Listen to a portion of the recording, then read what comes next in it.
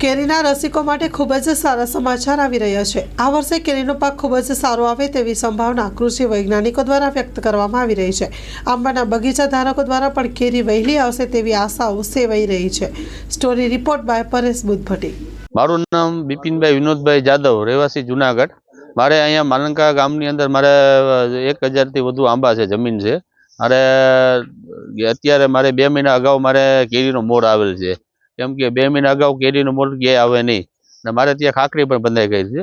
પણ કુદરતી હિસાબે આજ વાતાવરણ બહુ સારું છે અને કોઈ જે અમારે કોઈ જો અત્યારે કોઈ જાતની જીવજંતુ કોઈ વસ્તુ અને કેરીમાં મારે અત્યારે આવતું નથી, કેમ કે આંબા ચોખ્ખા છે, મોરે ચોખ્ખા, કોઈ એમાં દવા પડતા અમને ગયા વર્ષ કરતાં પણ 30-35% અમને વધારો અમને લાગે છે આંબામાં આવકનો।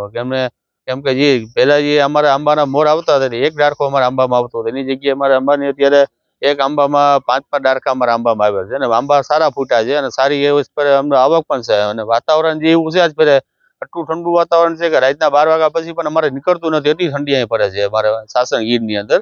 અને બીજું અમને કેરી અમારે જે અત્યારે ખાખરી પણ બંધાઈ ગઈ છે, મેં ખાખરી અત્યારે મારે સમજો ને કે મારે 2 મહિના અગાઉ કેરી માર્કેટમાં આવી જશે અને મને ભાવે સારા મળવાના પાત્ર છે આજ ફેરે ગયા વર્ષ કરતાં। ડૉક્ટર ડી કે વરુ, આચાર્ય અને ડીન બાગાયત મહાવિદ્યાલય, જુનાગઢ કૃષિ યુનિવર્સિટી જુનાગઢ। આંબાની અત્યારની હાલની પરિસ્થિતિ જોઈએ તો ગત વર્ષની કમ્પેરમાં આ વખતે સારું હોય એવું લાગે છે। અત્યારે મોટાભાગના જે આંબાવાડિયા છે એમાં ખાસ કરીને આપણા સૌરાષ્ટ્રના જે કંઈ પોકેટ છે, જુનાગઢનો ભેસાણ, વંથલી થોડુંક હજી નબળું છે, પણ તાલાળા, ધારી, આ બધા પોકેટની અંદર અત્યારે ફ્લાવરિંગ સ્ટાર્ટ થઈ ગયું છે। લગભગ 8-10 દિવસથી ફ્લાવરિંગ નીકળવાનું ચાલુ થઈ ગયું છે અને મોટાભાગની જે સૂટ હોય એ દરેક સૂટની અંદર ફ્લાવર હોય એવું દેખાય છે। એટલે અત્યારની પરિસ્થિતિ પ્રમાણે જોવા જઈએ તો ફ્લાવરિંગ છે એ ખૂબ સારું આવશે। હજી આગળ એના ઘણા બધા પ્રશ્નો, સમસ્યાઓ છે, પણ વાતાવરણની જો વાત કરીએ તો અત્યારનું જે વાતાવરણ છે એમાં ખાસ કરીને જે ટેમ્પરેચર છે એ અત્યારે ખૂબ સારી રીતે સપોર્ટ કરી રહ્યું છે। નો ડાઉટ અત્યારે 2-3 દિવસથી થોડું વાદળાનો પ્રશ્ન છે એ નીકળી જાય અને ફરીથી પાછું ટેમ્પરેચર છે એ ઓપ્ટિમાઇઝેશન ઉપર આવી જાય તો ફ્લાવરિંગ નીકળવા માટેનું જે કન્ડિશન છે એ ખૂબ સારી છે।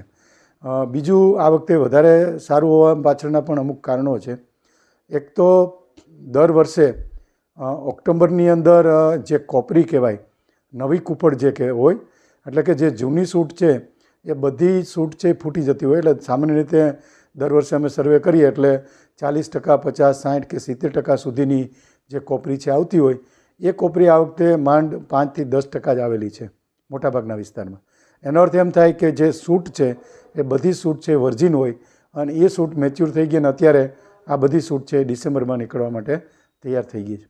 એટલે ઓવરઓલ જે ફ્લાવરિંગનું જે પિક્ચર છે એ ખૂબ સરસ છે। આના પછીનો જે ફેઝ આવશે એ ફ્રૂટ સેટિંગનો ફેઝ આવશે, ત્યારે વાતાવરણની પરિસ્થિતિ શું થાય એના ઉપર ડિપેન્ડ રહીએ। ખેડૂતોને અત્યારને આ તકે ખાસ સલાહ એ છે કે કોઈ બિનજરૂરી પાણી અત્યારે જરૂર ન હોય તો ન પાય। ઘણા ખેડૂતો અત્યારે પાણી પાય છે, એના કારણે થોડી મુશ્કેલી ઊભી થવાની શક્યતાઓ રહે, એટલે પાણીની અત્યારે મિત્રો જરૂર નથી। હા, બહુ ડ્રેનેજવાળા વિસ્તાર હોય કે જે પાણીનો નિતાર ખૂબ સારો હોય ને આંબાની અંદર લાંઘો દેખાતો હોય તો જ એક હળવું પાણી પાય, જેને ધક્કાનું પાણી કહી શકાય। આ સિવાય રોગજીવાતની અંદર કોઈ પણ પ્રકારનું એને જો દેખાય તો તાત્કાલિક એના પગલાં ભરે, તો એમાં અત્યારની પરિસ્થિતિમાં કાંઈ છે નહીં, છતાં પણ ઘણી જગ્યાએથી મધ્યાની ફરિયાદ આવે છે, તો મધ્યો હોય તો એને તાત્કાલિક ઇમિડા છે એનો સ્પ્રે કરી દેવો। ઇમિડા જે 10 લિટરમાં 7 ml પ્રમાણે સ્પ્રે કરવો। અને ઘણી વખત એવું હોય કે અત્યારે મધ્યો નથી, પણ જ્યારે ટેમ્પરેચર આવશે ત્યારે મધ્યો આવશે, તો મિત્રો અત્યારે જે આંબાનું થડ છે એને તમે ચેક કરો, એની તિરાડો છે એમાં જુઓ, અને એની અંદર જો મધ્યો હોય, જો એની ફેમિલી ત્યાં દેખાય તો થડ છે એ આખું પલાળી દો, તો એનાથી મધ્યાનો છે એ કંટ્રોલ થઈ જશે। લોન પર ફોન 15 વર્ષ જૂનું ગુરુ મોબાઈલ એન્ડ ઇલેક્ટ્રોનિક્સ। દરેક કંપનીના જૂના અને નવા મોબાઈલ લોન ઉપર મળશે અને ઇલેક્ટ્રોનિક્સ આઇટમો ફ્રીજ, ટીવી, વોશિંગ મશીન।